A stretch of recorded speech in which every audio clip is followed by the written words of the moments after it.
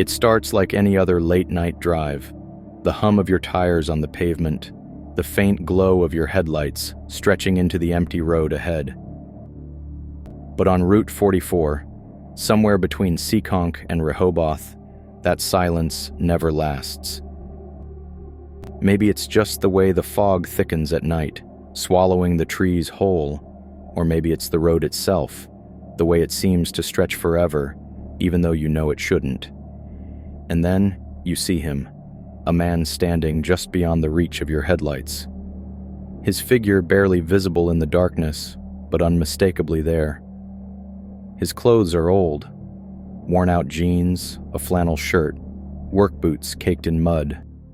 His hair, shoulder-length and unkempt, looks damp, as if he's been caught in the rain. And then there's his face, hollow, expressionless. But his eyes are black pits, reflecting no light. Most people assume he's just a hitchhiker, until he disappears, or worse, until they realize he's inside their car. The first known reports of the Vanishing Man came in the early 1980s. Long-haul truckers, exhausted from driving through the night, started telling stories about a figure standing on the roadside. Sometimes he would wave, other times he just stared. But no matter what, he was always gone by the time they looked back. One trucker, a man named Alan Davis, recounted his experience during a paranormal investigation years later. He had been driving southbound on Route 44 when he spotted the man in the fog. Something about him felt off, but Alan chalked it up to his own exhaustion. He slowed his rig just slightly as he passed the figure, only for his CB radio to suddenly erupt with static. Through the crackling noise, he swore he heard laughter, low and raspy. And then, his headlights flickered. The road ahead went completely dark for less than a second, but when his lights came back on, the man was standing in the middle of the highway. Alan swerved violently, nearly jackknifing his truck. When he finally managed to pull over, shaking and sweating, he jumped out, expecting to see a body in the road. There was nothing. No blood. No footprints, just the endless fog creeping toward him. But when he climbed back into his truck, heart still racing, he caught something in the mirror. A shape in the back of his cab, sitting perfectly still, watching him. He turned around so fast he nearly wrenched his neck. But the seat was empty. Alan never drove that stretch of Route 44 again.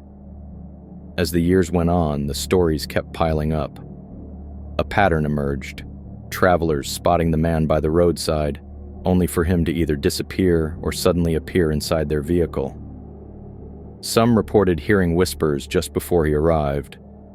Others said their car radios would cut out, replaced by a deep, unnatural laughter. Then there were the ones who saw him up close. One woman, Cynthia Vale, had a run-in with the Vanishing Man in 1998. She was driving home from a late shift when she saw him on the shoulder. At first, he just looked like a normal man, but as she got closer, she noticed something wrong with his face.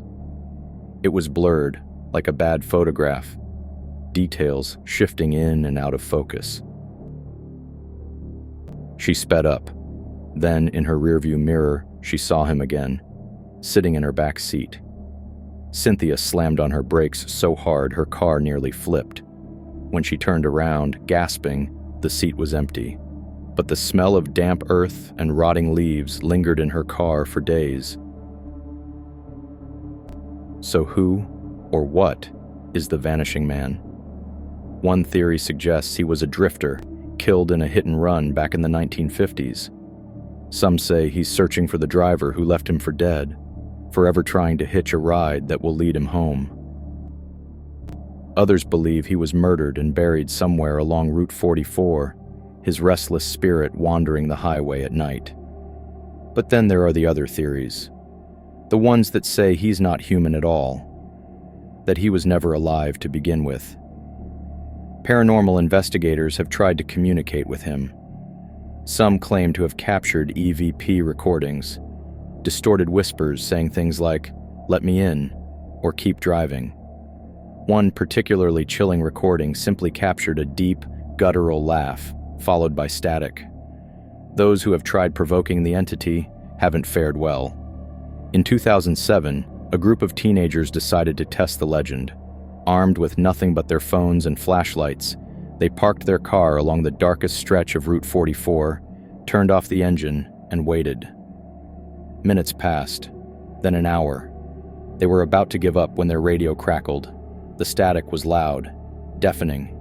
Beneath it, something else. A voice, low, mocking. "I see you." The driver, Matt, fumbled to restart the car, but the engine wouldn't turn over. The headlights flickered, and in the rearview mirror, there he was, standing right behind the car. The next part of the story varies. Some say Matt saw the man's face twist into something inhuman, eyes sinking into deep, endless pits, mouth stretching too wide. Others claim the entity simply grinned before vanishing into thin air. What they all agree on is this: the car started up on its own, the headlights flared back to life, and as they peeled out of there, tires screeching, they heard it again.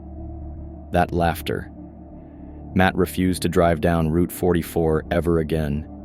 To this day, sightings of the vanishing man continue. Some claim he's a lost soul, doomed to wander the road forever. Others believe he's something worse, something that grows stronger with every new victim.